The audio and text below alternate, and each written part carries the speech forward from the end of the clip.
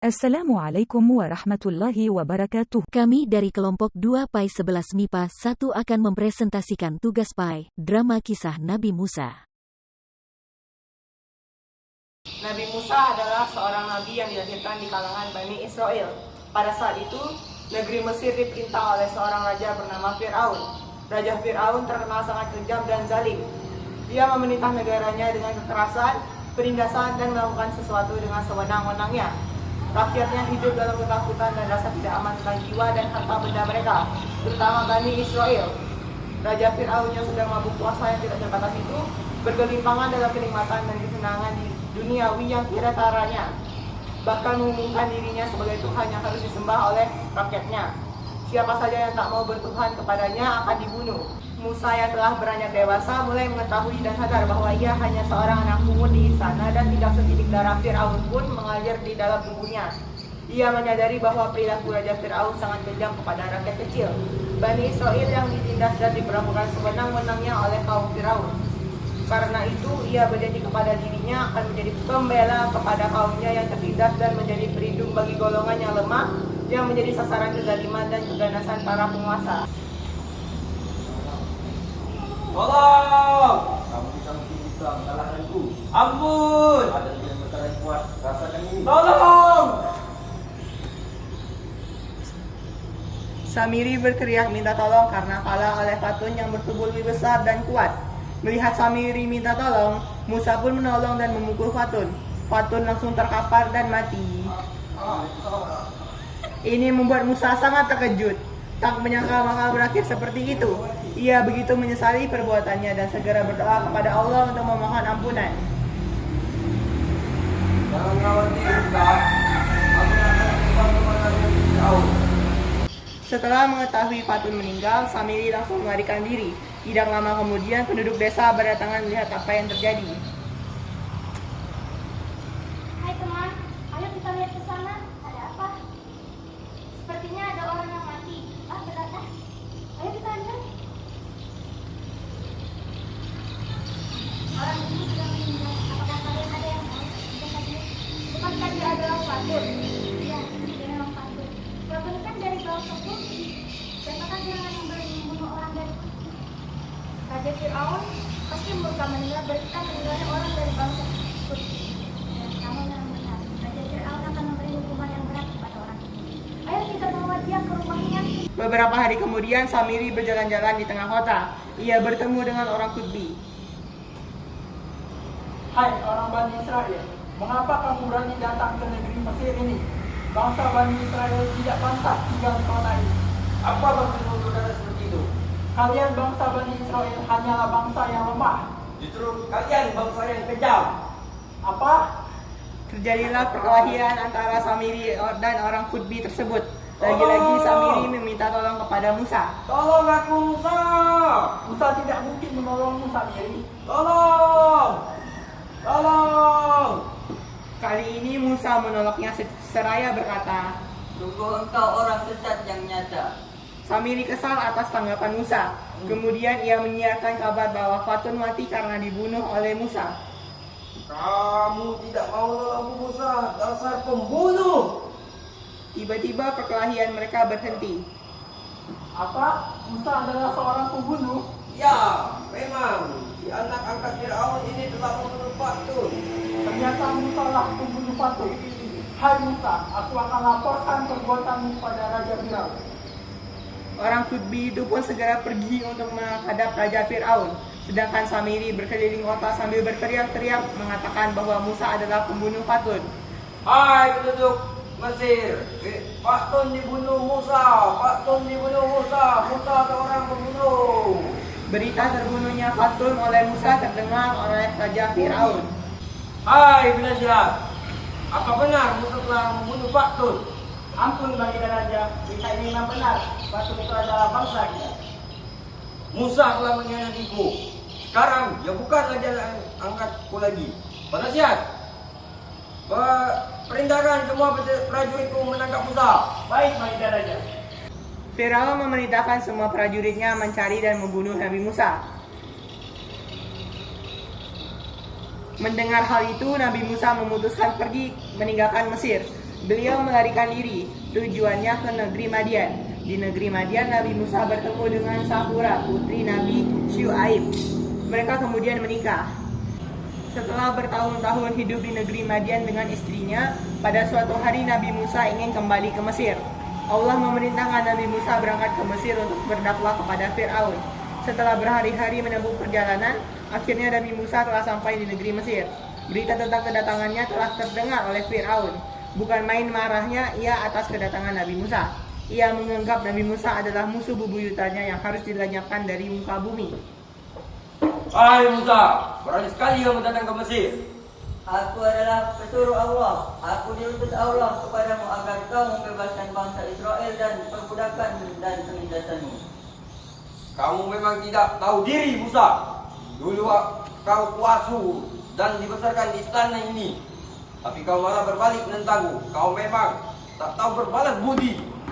Engkau telah memeliharakan aku sejak masa bayiku. Itu bukanlah suatu jasa yang dapat engkau banggakan. Karena jatuhnya aku ke dalam tanganmu adalah akibat kekejaman dan kezalimanmu. Karena engkau memerintah agar orang-orang membunuh setiap bayi-bayi laki yang lahir.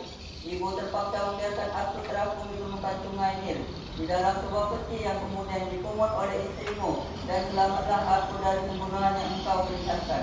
Sedangkan mengenai pembunuhan yang telah aku lakukan itu adalah akibat godaan syaitan yang menyesatkan. Namun peristiwa itu akhirnya merupakan suatu rahmat dan hikmah yang terselubung bagiku. Sebab dalam perantauanku setelah aku melarikan diri dari negerimu, Allah mengkarunia aku dengan hikmah dan ilmu tentang mengutus aku sebagai rasul dan penyuruhnya. Maka dalam rangka tugasku sebagai rasul, datanglah aku kepadamu atas perintah Allah untuk mengajak engkau dan kaum menyembah Allah dan meninggalkan kezaliman dan penindasanmu terhadap Bani Israel. Baginda, Musa tidak hanya menentangmu, tapi dia juga mau mengaku sebagai Tuhan. Siapakah Tuhan engkau yang sebut-sebut itu? Hai Musa, adakah Tuhan di atas bumi dan ini selain aku yang patut disembah dan dipuja? Ya, yaitu Tuhanmu dan Tuhan nenek moyangmu serta Tuhan seluruh sekalian alam. Siapakah Tuhan seluruh sekali alam itu? Ialah Allah, Tuhan langit dan bumi dan segala apa yang ada antara langit dan bumi. Baginda, jangan hiraukan kata-kata Musa. Tidak mungkin, aku terpengaruh dengan kata-kata orang gila. Tahu juga. Baginda, apakah para prajuritku harus Musa dari sana ini? Tidak, aku ingin melihat dulu kebenaran Musa dengan ucapannya. Baiklah Baginda. Hai Musa, apa buktinya jika engkau benar-benar utusan Tuhan? Nabi Musa dengan tenangnya segera melemparkan tongkatnya. Seketika itu pula tongkat Nabi Musa menjelma menjadi seekor ular besar. Kemudian Nabi Musa mengeluarkan kedua tangan dari saku bajunya. Kedua telapak tangan Nabi Musa tampak memancarkan cahaya yang menyilaukan mata Fir'aun dan orang-orang yang hadir. Cahaya apa itu? Baginda, jangan takut, itu adalah ilmu tipu sihir Musa. Ya betul itu Baginda. Tuhan yang sihir. Aku mempunyai sihir yang dapat diperlukan dari bulan. Oleh karena itu hanyalah tipu sihirmu. Aku pun punya ahli sihir yang hebat. Panggil siap, panggil semua ahli sihir terhebat di Mesir. Tapi Baginda, apakah tidak sebaiknya kita undang Musa besok? Hamba setuju dengan usul Muhammad. Kita adakan pertarungan antara Musa dan para ahli sihir besok, supaya kita bisa memalukan Musa di depan banyak orang. Kalian memang cerdik. Musa pasti akan malu besok, karena tidak mungkin dia mengalah para penyihir hebat kita. Sesungguhnya engkau Musa adalah seorang tukang sihir. Untuk itu aku menantangmu untuk melawan ahli sihirku besok. Hai Musa, pertemuan kita telah berakhir hari ini. Kembalilah pada hari sudah aku tentukan. Nabi Musa pun meninggalkan istana. Hai nasihat, umumkan ke seluruh negeri besok akan ada pertarungan antara Nabi dan para ahli sihirku. Undang semua datang di sanaku. Baik, Baginda. Nasihat dan para prajuritnya pun segera pergi ke tengah kota. Ia mengumumkan pertarungan antara Nabi Musa dan para ahli sihirnya. Ada apa itu? Sepertinya ada pengumuman penting. Kamu benar. Ayo kita ke sana. Pengumuman dari Raja Fir'aun. Hai penduduk Mesir, datanglah besok ke istana. Saksikan pertarungan seru antara Musa dan para ahli sihir di istana. Musa dilawan oleh para ahli sihir istana, lalu dia seimbang. Besok Musa pasti akan mati. Dari negeri Mesir. Tibalah hari yang ditentukan. Orang-orang pun berdatangan ke istana menyaksikan pertarungan itu. Firaun mengundang mereka untuk mempermalukan Nabi Musa. Ia yakin para ahli sihirnya dapat mengalahkan Nabi Musa. Aman. Panggil semua ahli sihir. Baik, Baginda.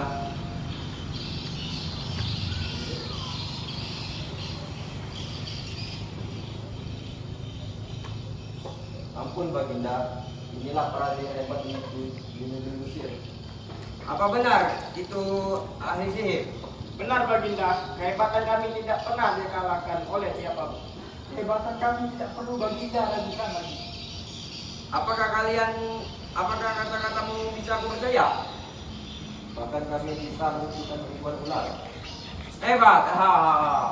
Hai Musa, lemparkan tongkatmu terlebih dahulu atau kami yang lebih dahulu memulai. Baiklah, silakan memulai lebih dahulu. Para ahli sihir Firaun kemudian melemparkan tongkat-tongkat dan talinya. Tiba-tiba saja tongkat dan tali tersebut berubah menjadi ular yang banyak. Hai cepatlah, tunjukkanlah kehebatanmu kepada kami. Kalau kau berani lawan ular-ular kamu. Kami tidak mungkin bisa melawan kehebatan ular-ular kami. Jika kamu memang utusan Tuhan, tunjukkanlah kehebatanmu. Kami akan baru percaya jika kamu mampu mengalahkan kehebatan kami. Tak lama kemudian, tongkat Nabi Musa menjadi ular yang sangat besar. Ular besar itu pun menelan semua ular-ular para ahli sihir itu. Semua yang hadir di istana itu seketika terperanjat. Hebat Musa, Musa memang luar biasa. Melihat kehebatan Musa, semua ahli sihir Firaun pun segera tunduk dan bersujud. Kami telah percaya kepadamu dan kami mohon ampun karena selama ini kami tidak mengakuimu. Ya Allah, ampunilah kami ya Allah. Kami kini percaya bahwa Engkau adalah utusan Tuhan. Sekarang aku juga percaya bahwa Allah adalah Tuhan. Menyaksikan sendiri kaumnya telah berkhianat, Firaun semakin marah dan geram kepada Nabi Musa. Kalian memang pengkhianat. Tapi Musa memang benar-benar hebat. Musa adalah utusan Allah. Ya, Baginda, percayalah bahwa Allah adalah Tuhan kita. Aku tidak percaya. Akulah Tuhan. Prajurit, bunuh mereka semua. Demi menyelamatkan umatnya, Nabi Musa mengajak mereka pergi meninggalkan negeri Mesir. Kita ikuti saja Musa pergi. Firaun tidak tinggal diam. Ia memerintahkan bala tentaranya untuk mengejar Nabi Musa beserta para pengikutnya. Pasukan Firaun akhirnya berhasil menyusul rombongan Nabi Musa. Nabi Musa dan pengikutnya tidak bisa menghindari kejaran tentara Firaun karena di depan mereka menghadang Laut Merah yang sangat luas. Bagaimana ini? Kita tidak bisa lari lagi. Iya, di depan ada laut. Musa, tolonglah kami. Dalam kebingungannya, turunlah wahyu Allah memerintahkan Nabi Musa memukul tongkatnya ke air laut. Laut Merah tiba-tiba terbelah menjadi dua bagian. Nabi Musa memerintahkan para pengikutnya untuk segera menyeberangi lautan itu. Ayo kita ikuti Musa menyeberangi lautan ini. Tidakkah kita tenggelam? Percayalah Allah Maha Penolong. Ayo cepat sebelum kita ditangkap tentara Firaun. Mereka pun segera menyeberangi laut yang sudah terbelah itu. Baginda, mereka menyeberang laut. Bagaimana ini? Apakah kita mengikuti mereka? Ayo cepat ikuti mereka. Firaun dan para prajuritnya mengikuti Nabi Musa dan pengikutnya. Namun sebelum sampai ke tepi, celah itu menyentuh kembali. Tenggelamlah Firaun beserta bala tentaranya.